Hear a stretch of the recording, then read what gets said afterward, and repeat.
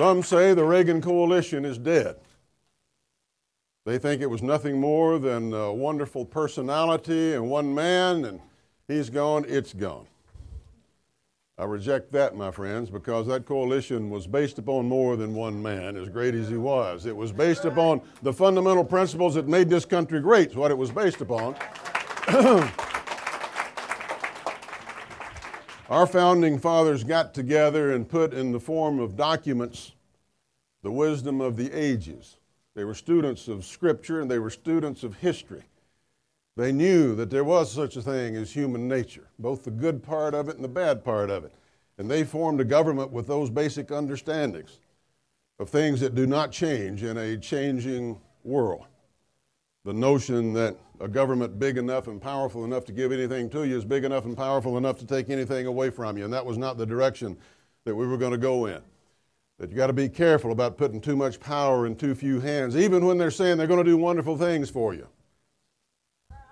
That's not the direction that we want to go in this country. The reason we got checks and balances, the separation of powers and states' rights, the 10th Amendment. If it's not found in the Constitution as belonging to the purview of the federal government, it belongs to the states and the people. That's our system in which we built everything else in this country. We built the rule of law, market economies, free people doing free things, not being afraid to trade with their neighbors, not taxing and spending our citizens into oblivion and sucking the very things that make us Americans out of us. Allowing a country boy in Tennessee or a country girl from South Carolina to grow up in a country where they know that if they obey the rules, that they have a pretty doggone good chance of living the American dream. That's the kind of country I grew up in and you grew up in, and I think that's still the kind of country we live in today. And those are the principles that we need to hold fast to. As a party, when we've strayed, we have paid. It's not because we've adhered to those principles that we have in trouble, just the opposite. When we've gotten away from them, we've gotten in trouble. Runaway spending and spending the money that we don't have and passing it on to future generations and borrowing against our grandkids, that goes against what we stand for. And to the extent we become a part of that, we deserve the rejection of the American people. We just need to right our ship and get back on the right course. On the right course. What do these principles mean in today's terms? Well, one of the principles has to do with putting our national security above all else. If we don't have the security of our own people, we don't have anything else.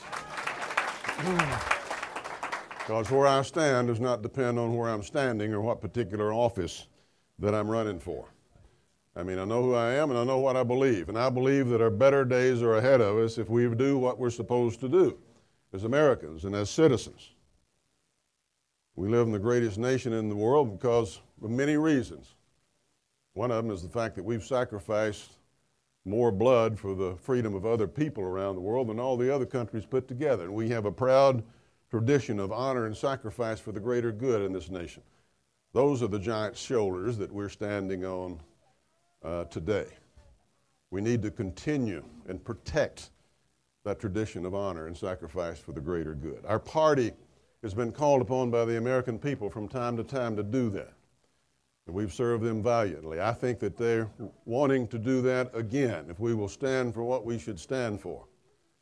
I don't think the American people have changed their mind about basic values since 1980s or since the 1990s when they sent us to take over the House and the Senate.